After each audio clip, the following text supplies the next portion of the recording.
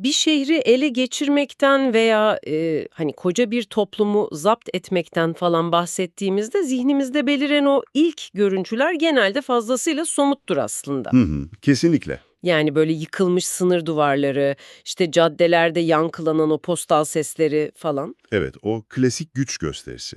Sınırların değiştiği, bayrakların indiği o bilindik tablo yani. Aynen öyle. Bu hepimizin tarih kitaplarından aşina olduğu, tamamen fiziksel ve son derece gürültülü bir işgal türü sonuçta. Zaten insanlık tarihinin büyük bir kısmı da hep bu fiziksel alan hakimiyeti üzerinden okunur. İşin en görünür yüzü budur çünkü. Tabii. Ama işte fiziksel sınırların ötesine geçip hani insan zihninin hatta bir toplumun o ortak psikolojisinin ele geçirilmesi söz konusu olduğunda o askeri haritalar falan tamamen işlevini yitiriyor. Çok doğru. Orada dinamikler bambaşka. İşte bugünkü bu derinlemesini incelememizde, bu dosyamızda sizinle birlikte otoritenin böyle topla tüfekle değil de doğrudan psikolojiyle inşa ettiği o tekinsiz işgal alanına giriyoruz. Bizi dinleyen herkesi de bu sohbete doğrudan davet ediyoruz. Gerçekten çok karanlık ama bir o kadar da büyüleyici bir mekanizma bu konuşacağımız şey. Kesinlikle öyle.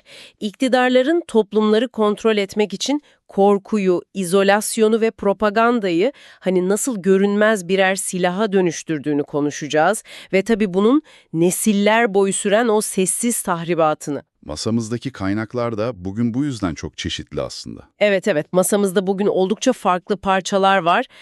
Mesela 19. yüzyıl Orta Asya'sında Rus İmparatorluğu'nun o genişleme stratejilerini çok farklı bir mercekten inceleyen bağımsız araştırmacı Sapar İklim'in tuttuğu tarihi notlar duruyor. Resmi kayıtlardaki adıyla Sapar Yuklimov. Ki o notlar gerçekten ufuk açıcıdır. Öyle gerçekten. Ama bir yandan da günümüze çok yakın yepyeni psikoloji verilerini de masaya koyacağız. 2020 ile 2026 yılları arasına ait otoriterliğin zihinsel etkilerini inceleyen bir dizi modern bilimsel makale var elimizde. Hı hı. İkisini birbirine bağlayacağız yani. Aynen. Üstelik masanın tam köşesinde de üzerinde Exile Lab International kurumsal hafıza birimi yazan böyle ilk bakışta ne anlama geldiği pek anlaşılmayan gizemli bir arşiv damgası var. Mühür gibi bir şey. Evet, o mühür çok kilit bir noktaya işaret ediyor aslında. Pekala. Hadi bunu biraz açalım o zaman. Nereden başlayalım?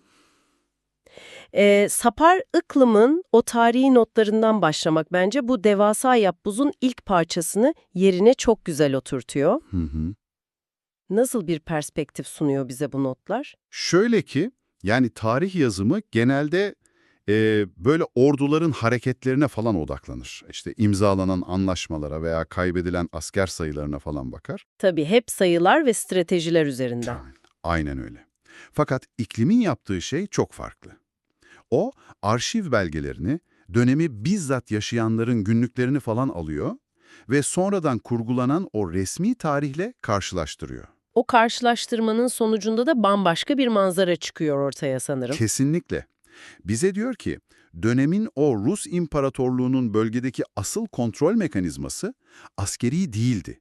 Tamamen siyasi ve psikolojik bir mimariye dayanıyordu. Ya benim de aklıma tam bu noktada çok temel bir lojistik soru takılıyor aslında. Bizi dinleyenlerin de takılmıştır. Nedir o? Orta Asya gibi uçsuz bucaksız böyle devasa bir coğrafyayı düşünün.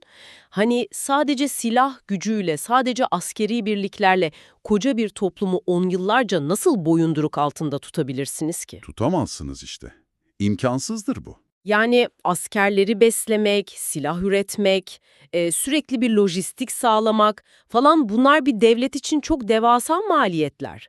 Üstelik her köşe başına bir nöbetçi de dikemezsiniz. Aynen öyle, dikemezsiniz. Bu kadar fiziksel bir baskıda eninde sonunda bir yerde patlak vermez mi? Yani isyan çıkar. Bunun hani çok daha düşük maliyetli ve daha az efor gerektiren bir yolu olmalı diye düşünüyorum. İşte burada asıl büyüleyici olan şey modern bilimin bize gösterdiği o kesişim noktası. Chicago Üniversitesi'nin 2023 yılında ortaya koyduğu diktatörün ikilemi diye bir teorik çerçeve var. Hı hı, diktatörün ikilemi. Evet. Ve bu modern bilimsel teori o 19. yüzyılın tozlu arşivlerindeki gerçeği adeta birebir doğruluyor. Senin az önce bahsettiğin o maliyet ve sürdürülebilirlik sorunu var ya, Evet. işte o sorun otoriter rejimlerin çözmek zorunda olduğu en büyük denklemdir aslında. Bu kavramı biraz daha deşelim istiyorum. Yani bu ikilem dediğimiz şey nedir tam olarak? Otorite neyle neyin arasında sıkışıp kalıyor? Şöyle özetleyeyim, sürekli fiziksel şiddet kullanmak ve kaynakları tamamen tüketmek ile o şiddeti azaltıp kontrolü kaybetmek arasında bir seçim yapmak zorundalar. Çok bıçak sırtı bir denge. Kesinlikle. Yani sürekli kaba kuvvet kullanırsanız toplumda biriken öfke eninde sonunda bir kırılma noktasına ulaşır. Patlar. Aynen o tencerenin kapağı illaki fırlar. Hı hı. Ama öte yandan da hani sadece pembe yalanlar söyleyip propaganda yaparsanız bu sefer de insanlar sokaktaki gerçeklikle onlara anlatılan o masallar arasındaki devasa uçurumu fark eder. Yani yalanın da bir inandırıcılık sınırı var sonuçta. Kesinlikle var. İşte rejimler tam bu noktada kaba fiziksel şiddetin yerini yavaş yavaş psikolojik manipülasyona bıraktığı bir optimizasyon sürecine girerler. Formülü buluyorlar yani. Evet, sistemi ayakta tutan o formül şuna dönüşüyor. Korku ve yalanın tamamen iç içe geçtiği bir denge. Korku artı yalan yani. Anladım. Yani sadece korkutmak yetmiyor. O korkunun üzerini örtecek, bir de sahte bir gerçeklik yaratmak gerekiyor diyorsunuz. Aynen öyle. İkisi bir arada çalışmak zorunda. Ama silahı ortadan kaldırdığınızda veya azalttığınızda o korkuyu insanların içinde nasıl canlı tutuyorsunuz ki? İşte korkunun her zaman böyle kapının kırılıp içeri girilmesi gibi çok açık bir şiddet eylemi olması gerekmez. Hatta çoğu zaman belirsizlik çok daha güçlü bir korku kaynağıdır. Belirsizlik. Nasıl yani? Yani zihne ekilen o küçük şüphe tohumları. Mesela acaba izleniyor muyum? Veya işte bu söylediğim yüzünden işimden olur muyum? Ya da çocuğumun eğitim hayatı tehlikeye girer mi şeklindeki o görünmez şüphe. Evet evet, bu sürekli bir tetikte olma hali. Zihin bu belirsizlikten o kadar çok yorulur ki bir süre sonra rejimin sunduğu o sahte gerçekliğe yani propagandaya inanmak bir tür kaçış mekanizması haline gelir birey için. Vay canına. Yani aslında insanlar rahatlamak için o yalana inanmayı kendileri mi seçiyor? Aynen öyle. İnsanlar zihinsel bir konfor alanı aradıkları için o yalanlara tutunmayı resmen seçerler. Gönüllü bir teslimiyet başlar. İşte işler tam da burada gerçekten ilginçleşiyor. Yani sistemin tepeden nasıl kurulduğunu anladık. Makro düzeyde işleyen bir makine var. Hı hı. Ama böyle mikroskobu alıp hani bireyin kendisine o sokakta yürüyen, işe giden insanın zihnine çevirdiğimizde tablo çok daha farklı bir hal alıyor sanki. Çok daha karanlık bir hal alıyor diyebiliriz. Da bu konuya eğiliyor. Çok önemli bir çalışmadır o. Oradaki bulgular şunu söylüyor, sokaklarda böyle tankların gezmesine ya da sürekli birilerinin yaka paça tutuklanmasına falan hiç gerek yok. Evet. Sadece o demin bahsettiğiniz izlenme ve potansiyel tehlike hissi var ya, Evet. işte o sessiz siyasi baskı insanlarda bildiğimiz o travma sonrası stres bozukluğuna yani PTSD'ye benzer semptomlar yaratıyormuş. Kronik stres yani. Bedenin bu duruma verdiği o fizyolojik tepki çok çarpıcıdır aslında. Bizi dinleyenler için bunu biraz açalım. Tabii lütfen, beden nasıl bir tepki veriyor buna? İnsan beyni hani üzerine doğru koşan böyle vahşi bir hayvanla sabah işe giderken hissettiği o acaba fişleniyor muyum düşüncesi arasındaki farkı ayırt edemez. İkisi de aynı tehdittir beyin için. Yok artık. Yani aslan görmekle aynı stresi mi yaşıyor vücut? Kesinlikle öyle. İkisi de aynı alarm sistemini çalıştırır. Aynı stres hormonlarını işte o kortizolü falan tetikler bedende. Ve sürekli alarm durumunda kalan bir zihnin sonunda nereye varacağını inceleyen o güncel davranış analizleri bize çok net bir teşhis sunuyor. Nedir o teşhis? Birey sadece ve sadece hayatta kalabilmek için bir ikili kimlik geliştirmek zorunda kalıyor. Bölünüyor yani. Psychology Today'in 2026 yılındaki verileri bunu çok net gösteriyor. İkili kimlik derken hani gündüz iş yerinde farklı, akşam evde farklı bir karakteri mi bürünmekten bahsediyoruz? Ama hani insanlar bunu zaten normal hayatlarında patronlarına ya da işte müşterilerine karşı falan yapmazlar mı? Bütünlüğünü korur. Bir sorun yaşamazsınız. Evet, günün yorgunluğunu atarsınız sadece. Aynen. Ancak otoriter bir baskı altında o geliştirdiğiniz kamusal maske bir sosyal nezaket kuralı değildir. Bir ölüm kalım meselesidir o an. İşin ucunda hayatta kalmak var yani. Kesinlikle. Rejimin istediği her şeye onay veren, o her şeyi coşkuyla alkışlayan sahte yüz ile sadece en derin karanlıkta veya yapayalnızken ortaya çıkan o gizli iç kimlik arasında devasa kalın bir duvar örülür. Çok korkutucu bir duvar bu. Öyle. Ve bu durum psikolojideki adıyla disosyasyona, yani kişinin kendi duygularına, kendi benliğine tamamen yabancılaşmasına neden olur. Bütünlüğü kaybeder. Bizi dinleyenler için bu yabancılaşma hissini şöyle somutlaştırmak istiyorum ben. Şöyle düşünün, diyelim ki her sabah evden çıkarken çok ağır böyle demirden ve üzerinde sabit itaatkar bir gülümseme olan bir zırh giymek zorundasınız. Hı hı. Çok yerinde bir benzetme. O zırhı giyiyorsunuz, işte otobüse biniyorsunuz, iş arkadaşlarınızla o maskeyle konuşuyorsunuz falan ve yıllarca o ağır demir yüzle yaşıyorsunuz sokakta. Çok yıpratıcı bir süreç bu. Bedenen de zihnen de. Kesinlikle. Ve o kadar uzun süre o ağır zırhı taşıyorsunuz ki yıllar sonra bir gün hani artık o zırhı çıkarmanıza izin verildiğinde aynaya bakıyorsunuz ama altındaki kendi gerçek yüzünüzü, o kendi doğal mimiklerinizi artık tanıyamıyorsunuz. Yüzünüz o zırhın şeklini almış oluyor çünkü. Evet, neyi gerçekten sevdiğinizi, neye gerçekten inandığınızı o zırhın yıllarca dikte ettiği düşüncelerden ayırt edemez hale geliyorsunuz. Kendi iç sesiniz kayboluyor. Yıllarca başkası gibi davranmanın getirdiği o ağır bedel tam olarak budur işte. Kendi pusulanı kaybetmek. Çok acı bir şey gerçekten. Öyle. İşin bir adım ötesi ise çok daha endişe verici bence. Bundan daha kötü ne olabilir ki? Çünkü bu anlattığımız sadece tek bir bireyin parçalanmasıydı. Peki ya o sokaktaki, ofisteki, işte okuldaki herkes aynı ağır ve sahte zırhı giyiyorsa ne olacak? Anladım. Yani toplumun tamamı birbirine o sahte metal yüzle, o korku maskesiyle bakmaya başlıyor. Kesinlikle.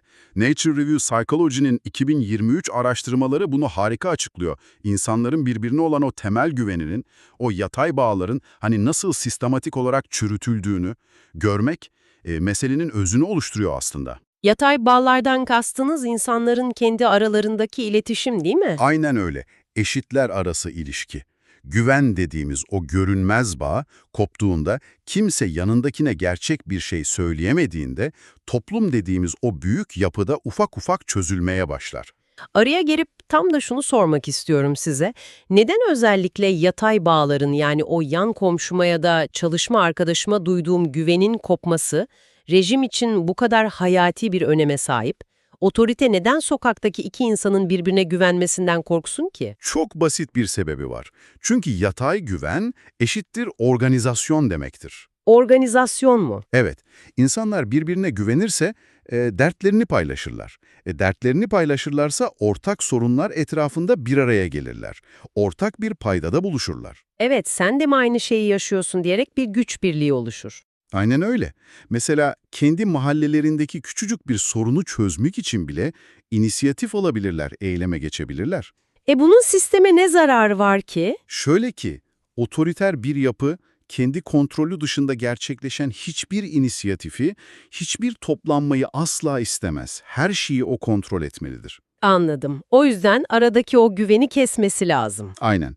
Korku dediğimiz o silah, yatay güveni tamamen yok edip, yerine sadece ve sadece güce, yani yukarıya duyulan dikey bir bağımlılık inşa eder. Sadece devlete veya lidere güven duyulsun isteniyor. Evet.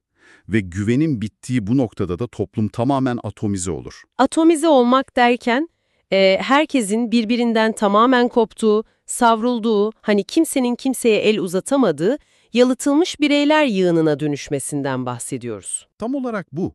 O kadar yalıtılmışlardır ki herkes sadece ve sadece kendi hayatta kalma mücadelesinin içine hapsolmuştur. Kimsenin kimseye bakacak gücü yoktur. Çok acımasız bir tasarım bu. Öyle. Ve böyle bir toplumu yönetmek inanılmaz derecede kolaydır, biliyor musunuz? Çünkü karşılarında hani birlikte hareket edebilen organize bir güç veya bir tepki kalmamıştır artık. Karşılarında sadece korkmuş, yalnız bireyler var sonuçta. Aynen öyle. Ve o sürekli pompalanan iç ve dış düşmanlar algısı var ya, Evet, o bitmek bilmeyen düşmanlar. işte o algı insanlardaki tehdit hissini o kadar yüksek tutar ki bir süre sonra itaat etmek ve o güçlü otoriteye sığınmak tamamen toplumsal bir reflekse dönüşür. Tıpkı bir çocuğun korktuğunda ebeveynine saklanması gibi. Burada araştırmacıların yakın zamanda farklı coğrafyalar üzerinde yürüttüğü o somut veri analizleri var elimizde biliyorsunuz. European Journal of Political Research'un 2026'da yayınladığı bir çalışma. Çok güncel bir veri seti o. Evet ve uzun süreli korku ve propagandanın siyasi davranışları nasıl değiştirdiğini inceliyorlar. Özellikle Türkiye'deki verileri merkeze alan oldukça geniş çaplı bir araştırma. Dikkat çekiyor bu dosyada. Evet, o veriler mekanizmayı anlamak açısından çok öğretici gerçekten. Ve şunu da belirtelim, çalışma herhangi bir siyasi yargıda falan bulunmuyor. Sadece insan davranışının o mekanizmasını, o çarkları haritalandırıyor. Tamamen tarafsız bir analiz. Tabii. Olay tamamen davranışsal bilimin sınırları içinde. Biz de zaten sadece bu verilerin ne söylediğine odaklanıyoruz. O sistemin röntgenini çekiyoruz. Aynen öyle. Araştırmanın söylediği şey şu, korku ve yalan sarmalı uzun süre devam ettiğinde hani toplumda iki şey eş zamanlı olarak yaşanıyor. İki farklı kutupta iki farklı tepki doğuyor yani. Evet, bir tarafta hani bir şeyleri değiştirebileceğine inanan o muhalif kesimin diyelim protesto davranışları ve umutları tamamen felç oluyor, eylemsizlik başlıyor. Hı hı. Diğer tarafta ise mevcut gücü destekleyenlerin o otoriteye olan sadakati çok daha keskin, çok daha kopmaz bir bağımlılığa dönüşüyor. Çünkü her iki grupta o atomize olmuş dünyanın içinde kendilerini koruyacak başka hiçbir mekanizma bulamıyor. İkisi de aynı korkunun farklı tezahürlerini yaşıyor aslında. Anladım. Yani korku herkese farklı bir şekil veriyor ama sonuçta herkesi donduruyor. Comparative Political Studies'in 2020 araştırması da tam bunu söylüyor. İnisiyatif almak yerine riskten kaçınma davranışı.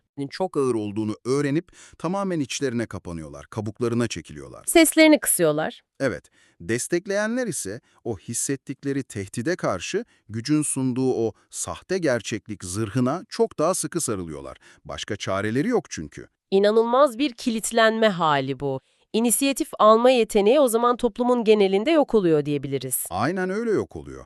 Artık mesele hani bir şeyler üretmek, ilerlemek ya da değiştirmek falan değil, sadece ve sadece riskten kaçmak oluyor toplum için. Ben şeytanın avukatlığını yapmak istiyorum burada. Bizi dinleyenlerin aklına da gelmiştir bu soru mutlaka. Buyurun dinliyorum. Ya insan doğası dediğimiz şey aslında son derece esnektir ve hani çok dirençlidir tarihe baktığımızda. Diyelim ki hani bir gün rüzgar tersine döndü. O otoriter rejim çöktü. O ağır siyasi baskı ortamı falan ortadan kalktı. Sansür bitti. Hı hı. İnsanlar artık düşüncelerini söylemekte tamamen özgürler. Hani özgürlük geldiği an o bahsettiğimiz zırhları bir kenara fırlatıp toplumun hemen o eski neşeli, hani organize, birbirine güvenen haline dönmesini beklemez miyiz? Ortada bir tehlike kalmadığına göre iyileşme de çok hızlı olmalı bence. Bunu büyük resimle ilişkilendirirsek, bu sorunun cevabı maalesef çok karanlık. Hiç de öyle hızlı olmuyor. Öyle mi? Neden ki? Tehlike geçmiş sonuçta. Çünkü insan psikolojisi ve o toplumun ortak zihni hani duvardaki bir elektrik düğmesi gibi böyle anında açıp kapatabileceğiniz bir şey değil. Ortada fiziksel bir tehlike kalmasa bile o kurulan zihinsel mimari kendi varlığını sürdürmeye devam eder. Yani baskı bitiyor, tanklar gidiyor ama zihindeki o görünmez hapishane açık kalmaya, onun içinde yaşamaya devam mı ediyoruz? Maalesef evet. Ve bu durumu en net görebildiğimiz yerlerden biri de diktatörlük geçmişi olan ülkelerin o uzun vadeli demografik analizleridir. Buna bir örnek var mı elimizde araştırmalardan falan? Var tabii. Yine o bahsettiğimiz European Journal of Political Research'un 2026 raporunda bu kez İspanya örneği üzerine çok güncel bir analiz var. İspanya, Franco dönemi sonrası herhalde. Evet, tam olarak orası ve bu analiz az önce sunduğum tezi çok çarpıcı bir şekilde doğruluyor. Araştırma bize açıkça diyor ki, o karanlık baskı ve propaganda döneminde yetişkinliğe erişmiş bireyler, yani o yıllarda yaşamış olanlar, Evet. rejim çoktan bitmiş ve tam bir demokrasi gelmiş olsa bile, hayatlarının geri kalan o 10 yılları boyunca sivil katılımdan, siyasi tartışmalardan tamamen uzak duruyorlar. Gerçekten mi? Onca yıl geçmesine rağmen mi?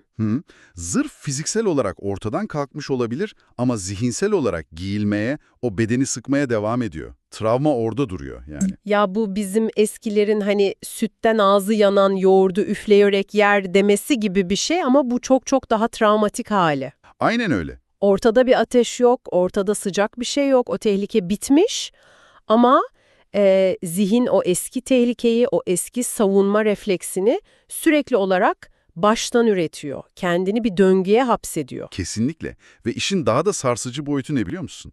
Bu durumun sadece o dönemi bizzat yaşayanlarla sınırlı kalmaması. Olay orada bitmiyor. Nasıl yani? Başkalarını da mı etkiliyor? Evet, bu travma tıpkı nesilden nesile aktarılan bir genetik mutasyon gibi böyle davranış normları kılığına girerek çocuklara ve hatta onların da torunlarına geçiyor. Yok artık. Yani bu korku genetik miras gibi aktarılıyor mu? Aktarılıyor. Ebeveyn o tehlike yıllar önce geçmiş olsa bile çocuğunu tamamen kendi travmasının filtrelerinden geçirerek yetiştiriyor. Yani çocuğu o eski korkularla kodluyor. Aynen öyle. Mesela çocuğuna diyor ki aman sesini çıkarma, işte aman dünyayı sen mi kurtaracaksın veya ön plana çıkma göse batarsın şeklindeki telkinlerle büyütüyor. Bizim coğrafyada da çok sık duyduğumuz cümleler bunlar aslında. Tabii ve bu telkinlerle büyüyen o çocuk, hani o otoriter rejimi hayatında bir gün bile görmemiş olmasına rağmen onun psikolojik mirasını omuzlarında o ağır zırh gibi görünmez bir yük olarak taşıyor bütün hayatı boyunca. İnanılmaz bir şey bu. Yani bir iktidarın koltuğundan düştükten hani 50 yıl sonra bile falan hiç tanımadığı torunların zihninde, onların o risk alma becerilerinde resmen hüküm sürmeye devam edebilmesi. Üzerine düşündükçe ağırlığı artan korkunç bir gerçek bu. Psikoloji literatüründe bu tabloya yönelik o güncel derlemeler de var zaten. Mesela Springer'ın 2024 yayınları veya Notebook elem analizleri falan. Bu uzun süreli izolasyonun toplum faturasını çok net özetliyorlar. Ne diyor o analizler o büyük resimde? Diyor ki 40-50 yıl boyunca kesintisiz bir korku ve propagandaya maruz kalmış bir toplum, hani sadece zor bir dönemi atlatmış, siyasi bir geçiş yaşamış bir toplum olarak görülemez. Bu çok hafife almak olur. Nasıl görülmeli peki? O toplum artık kolektif kronik bir travmaya sahiptir. Ve en tehlikelisi, insanların kendi kendilerini organize etme yeteneği, o sivil inisiyatif alma kasları tamamen felç olmuştur, erimiştir. O kaslar çalışmıyor artık yani. Evet ve bunun toparlanması ne yazık ki öyle demokratik bir seçim kazanmaktan ya da yepyeni mükemmel bir anayasa yapmaktan falan çok daha fazlasını gerektirir. Nesiller boyu işlenecek, ilmek ilmek işlenecek bir onarım sürecidir bu. Peki tüm bunlar ne anlama geliyor? Şöyle bir toparlayalım istiyorum bizi dinleyenler için de. Tabii harika olur. 19. yüzyılın o Rus İmparatorluğu askeri işgal haritalarından başladık. Hani Sapar iklimin o gizli kontrol notlarına baktık falan. Oradan günümüzün modern psikoloji laboratuvarlarına, Türkiye'den İspanya'ya kadar o veri setlerine kadar geldik. Çok geniş bir hat çizdik aslında. Öyle.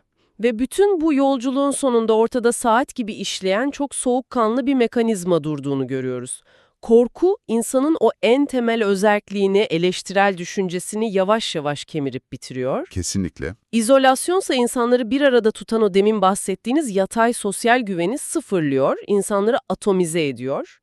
Bütün bunların üzerine böyle sos gibi dökülen o propaganda ise insanların o yalnızlaşmış halleriyle tutunabilecekleri tek dal olarak güce bağımlı sahte bir dünya yaratıyor. Tamamen sentetik bir dünya. Evet ve en önemlisi de anladığımız kadarıyla fiziksel duvarlar yıkılsa, o iktidarlar devrilse bile zihindeki bu görünmez sınırlar nesilden nesile aktarılmaya devam ediyor. Aynen öyle. İşte geçmişin o görünmez prangalarının hani şimdiki zamanı nasıl şekillendirdiğini, o kararlarımızı nasıl etkilediğini fark etmek aslında o prangayı kırmanın ilk ve en zor adımıdır. Farkındalıkla başlar her şey. Sanırım tam da bu noktada programın başında masamızın köşesinde duran o gizemli görsel kaynağa geri dönmenin zamanı geldi.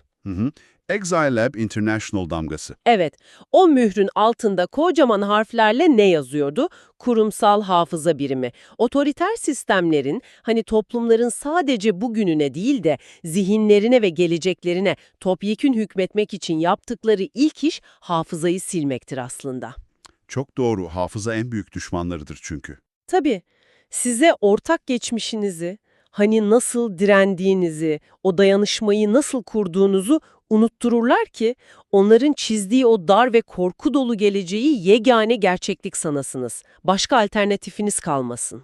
İşte bu yüzden Sapar İklim gibi bağımsız isimlerin o inatla tozlu arşivleri deşmesi veya Exile Lab gibi yapıların hani o baskı ortamlarında, o sürgün şartlarında bile ısrarla bağımsız bir kurumsal hafıza oluşturma çabası asla öyle entelektüel bir tarih merakı falan değildir. Nedir peki? Bir direniş biçimi mi? Çok daha fazlası. Bu çabalar, o demin anlattığımız genetik gibi nesilden nesile aktarılan, öğrenilmiş çaresizlik ve pasiflik zincirini kırmak için elimizde kalan en işlevsel araçtır. Yani gerçeğin kendisi bir panzehirdir diyorsunuz. Aynen öyle. Gerçek ve tamamen bağımsız bir hafıza. Çünkü zihni manipüle eden ve sürekli yalan üreten bir sisteme karşı, eğer toplumsal bir hafızanız yoksa, inanın savunma mekanizmanız da yoktur. Çaresiz kalırsınız. Toplumun bağışıklık sistemi doğrudan hafızasıdır diyebiliriz o zaman. Kesinlikle diyebiliriz. O sahte zırhların, o ikili kimliklerin, o disosyasyonun ve zihnin tamamen ele geçirilmesine karşı inşa edilebilecek yegane siper geçmişin ve gerçeğin ta kendisidir sonuçta, arşivlerdir. Çok güzel özetledin. Artık bu dosyamızı kapatırken son sözü size bırakmak istiyorum. Teşekkür ederim. Ben bu sohbetimizi noktalarken bizi dinleyen herkesin şöyle bir arkasına yaslanıp, kendi hayatına dönüp, çok basit ama bir o kadar da rahatsız edici bir soruyu sormasını istiyorum içten içe. Nedir o soru? Şöyle ki, eğer korku, itaat, işte inisiyatif alamama ve o riskten sürekli kaçınma hali biz hiç ama hiç farkında bile olmadan önceki nesillerden bize böyle sessiz bir miras olarak geçebiliyorsa, şu an kendi günlük hayatınızda aldığınız o kararların, o adım atmaktan hani son anda vazgeçtiğiniz anların, o görünmez çizgilerin dışına çıkmaktan korktuğunuz tercihlerin ne kadarı gerçekten sizin kendi özgür iradenizin ürünü? Çok ağır bir yüzleşme bu. Öyle. Ve o kararların ne kadarı geçmişinizin size bıraktığı, hani zihninize usulca fısıldayan o eski ve görünmez bir korku mirasının yankısı. Zihnimizdeki o görünmez sınırların hani ne kadarını kendi ellerimizle bugünkü aklımızla çiziyoruz, ne kadarını o yıllar öncesinden kalan ağır demir zırhtan, o eski korkulardan devraldık. Cevabını bulmanın belki de bir ömür süreceği gerçekten çok sarsıcı bir soru bu. Bize bu derin yolculukta katıldığınız için teşekkür ederiz. Bir sonraki dosyamızda yeniden görüşmek üzere. Gözlerinizi ve en önemlisi zihninizi hep açık tutun. Hoşça kalın.